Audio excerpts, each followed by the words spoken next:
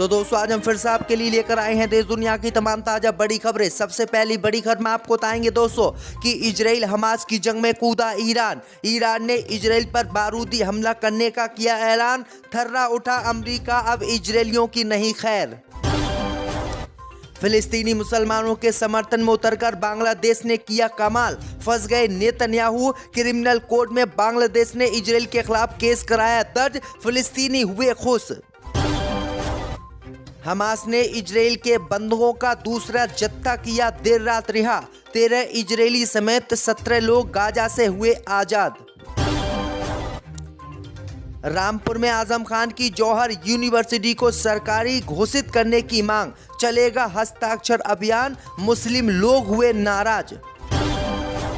पंजाब में प्रधानमंत्री मोदी की सुरक्षा में चूक के मामले में कार्रवाई, बठिंडा के एसपी सस्पेंड, ड्यूटी में लापरवाही के लगे आरोप। तो दोस्तों सभी खबरों को आपको एक एक कर बताने वाले हैं, वीडियो को लाइक कर चैनल को सब्सक्राइब कर दें। इसी बीच पर तो दोस्तों अगली खबर की ओर, तो इजराइल हमास जंग के बीच ईरान करेगा इजराइल पर बारूदी हमला, इजराइल की खैर नहीं, थर्रा उठा अमेरिका। जब दोस्तों आपको बता दें कि इजराइल और हमास के बीच हुए युद्ध विराम के बीच ईरान ने इजराइल पर बारूदी हमला करने का प्लान बनाया है, जिसे सुनकर अमेरिका भी थर्रा उठा है। दरअसल आपको बता दें कि ईरान ने ऐसी खतरनाक मिसाइल बनाई है जो 7 मिनट में इजराइल को तबाह कर देगी, बर्बाद कर देगी, और ये मिसाइल पूर्ण रूप से बारूद की बनी हुई है। ईरान ने कहा है कि युद्ध विराम के बाद अगर इजराइल ने गाजा पट्टी पर हमला किया तो हम बारूदी हमला इजराइल पर करेंगे और इजराइल को किसी कीमत पर नहीं छोड़ेंगे, जिसे सुनकर अमेरिका भी थर्रा उठा है और अमेरिका को भी लगने लगा है कि इजराइल ने गलती से भी गाजा पट्टी पर 4 दिनों के बाद बमबारी की तो बुरी तरीके से इजराइल पिटेगा। तो दोस्तों अगली खबर की ओर, तो बांग्लादेश ने किया कमाल, फंस गए बेंजामिन नेतन्याहू, फिलिस्तीनी हुए खुश। क्रिमिनल कोर्ट में इजराइल के खिलाफ केस किया दर्ज। जब दोस्तों आपको बता दें कि गाजा पट्टी में इजराइल के बमों से मारे गए बेगुनाह फिलिस्तीनी मुसलमानों के समर्थन में बांग्लादेश उतर आया है और बांग्लादेश ने पूरे मुस्लिम कौम को फटकार लगाते हुए कमाल कर दिया है, जिससे दुनिया भर के फिलिस्तीनी खुश हो गए हैं।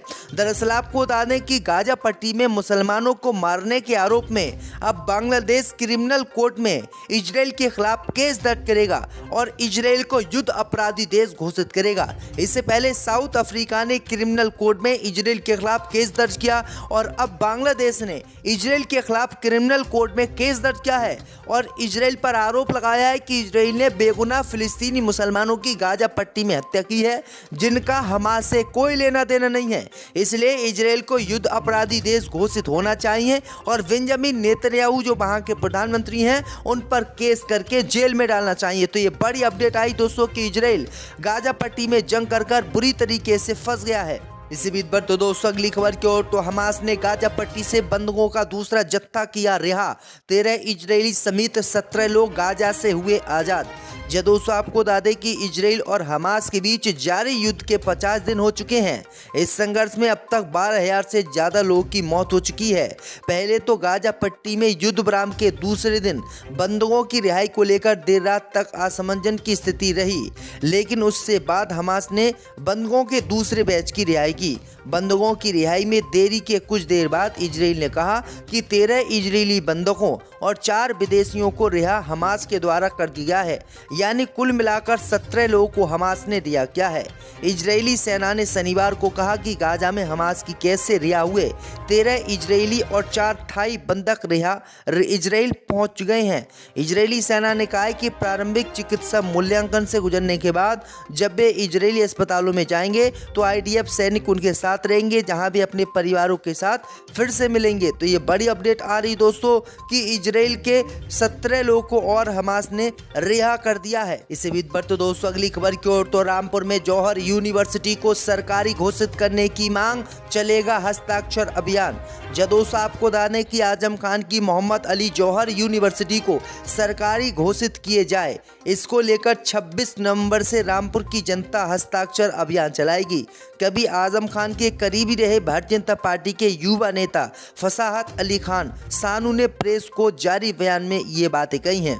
उन्होंने कहा कि युवाओं और बच्चों के उज्जवल भविष्य को लेकर रामपुर की जनता मोहम्मद अली जौहर विश्वविद्यालय को सरकारी घोषित करने के लिए हस्ताक्षर अभियान चलाएगी। इस अभियान की शुरुआत 26 नवंबर से तहसील सदर क्षेत्र में गांव सीकन खेड़ा से की जाएगी, जिसमें मुख्यमंत्री योगी आदित्यनाथ को स्थानीय जनता पत्र लिखेगी और उस पत्र पर हस्ताक्षर अभियान चलाएगी, जिसमें प्रमुख मांग यही होगी। उन्होंने कहा कि जनता चाहती है कि जौहर विश्वविद्यालय को बंद ना किया जाए और ना ही खत्म किया जाए, इसकी बजाय इसे सरकारी घोषित कर दिया जाए। तो ये बड़ी अपडेट आ रही दोस्तों कि बीजेपी के नेता किस तरह से आजम खान की जौहर यूनिवर्सिटी को जो है सरकारी घोषित करवाना चाहते हैं। इसी बीच बढ़ते दोस्तों अगली खबर की ओर, तो पंजाब में प्रधानमंत्री मोदी की सुरक्षा में चूक के मामले में कार्रवाई, बठिंडा के एसपी सस्पेंड, ड्यूटी में लापरवाही के लगे आरोप। जब दोस्तों आपको बता दें कि पंजाब में प्रधानमंत्री मोदी की सुरक्षा में चूक से जुड़े मामले में बठिंडा के एसपी गुरबिंदर सिंह को सस्पेंड किया गया है। उन पर कर्तव्य में लापरवाही का आरोप लगाया है। ये जानकारी पंजाब गृह मंत्रालय ने दी है। गौरतलब है कि प्रधानमंत्री मोदी की सुरक्षा में 5 जनवरी 2022 को पंजाब में बड़ी चूक सामने आई थी। प्रधानमंत्री मोदी साल 2022 के विधानसभा चुनाव से पहले पंजाब में फिरोजपुर के दौरे पर आए थे। इस दौरान उनकी सुरक्षा में चूक का मामला सामने आया था। डीजीपी पंजाब की ओर से दी गई रिपोर्ट के बाद बठिंडा के एसपी गुरबिंदर सिंह को सस्पेंड किया गया है। जिस समय पीएम की सुरक्षा में चूक हुई उस समय गुरबिंदर सिंह फिरोजपुर के एसपी ऑपरेशन थे। रिपोर्ट में कहा गया है कि गुरबिंदर ने अपनी ड्यूटी में कोताही बरती। इसके बाद गुरबिंदर के खिलाफ ये कार्रवाई हुई है। जिनका हमास से कोई लेना देना नहीं है, इसलिए इजराइल को युद्ध अपराधी देश घोषित होना चाहिए और बेंजामिन नेतन्याहू जो वहां के प्रधानमंत्री हैं उन पर केस करके जेल में डालना चाहिए। तो ये बड़ी अपडेट आई दोस्तों कि इजराइल गाजा पट्टी में जंग कर बुरी तरीके से फंस गया है। इसी बीच बढ़ तो दोस्तों अगली खबर की ओर, तो हमास ने गाजा पट्टी से बंधकों का दूसरा जत्था किया रिहा। 13 इजरायली समेत 17 लोग गाजा से हुए आजाद। जब दोस्तों आपको बता दें कि इजराइल और हमास के बीच जारी युद्ध के 50 दिन हो चुके हैं। इस संघर्ष में अब तक 12,000 से ज़्यादा लोगों की मौत हो चुकी है। पहले तो गाजा पट्टी में युद्ध विराम के दूसरे दिन बंधकों की रिहाई को लेकर देर रात तक असमंजस की स्थिति रही, लेकिन उससे बाद हमास ने बंधकों के दूसरे बैच की रिहाई की। बंधकों की रिहाई में देरी के कुछ देर बाद इजराइल ने कहा कि 13 इजरायली बंधकों और 4 विदेशियों को रिहा हमास के द्वारा कर दिया है, यानी कुल मिलाकर 17 लोगों को हमास ने रिहा किया है। इजरायली सेना ने शनिवार को कहा कि गाजा में हमास की कैद से रिहा हुए 13 इजरायली और 4 थाई बंधक रिहा इजराइल पहुंच गए हैं।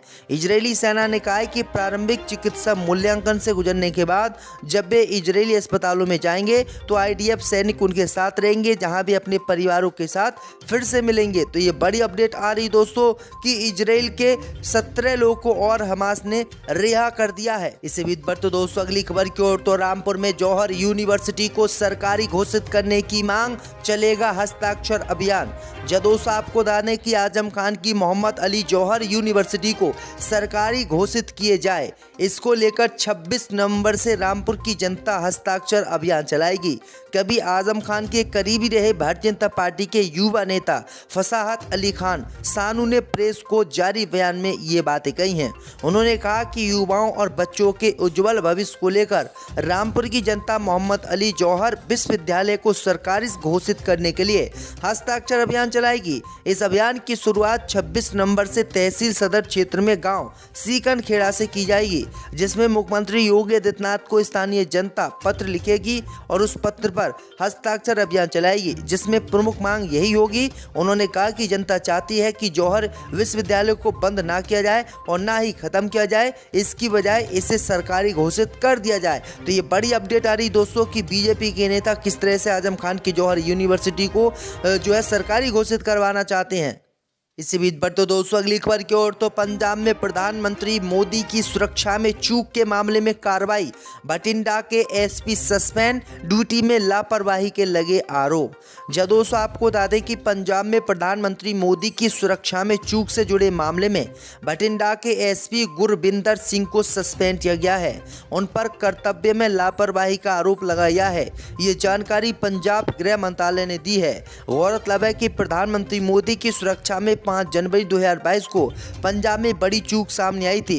प्रधानमंत्री मोदी साल 2022 के विधानसभा चुनाव से पहले पंजाब में फिरोजपुर के दौरे पर आए थे। इस दौरान उनकी सुरक्षा में चूक का मामला सामने आया था। डीजीपी पंजाब की ओर से दी गई रिपोर्ट के बाद बठिंडा के एसपी गुरविंदर सिंह को सस्पेंड किया गया है। जिस समय पीएम की सुरक्षा में चूक हुई उस समय गुरविंदर सिंह फिरोजपुर के एसपी ऑपरेशन थे। रिपोर्ट में कहा गया है कि गुरविंदर ने अपनी ड्यूटी में कोताही बरती। इसके बाद गुरविंदर के खिलाफ ये कार्रवाई हुई है।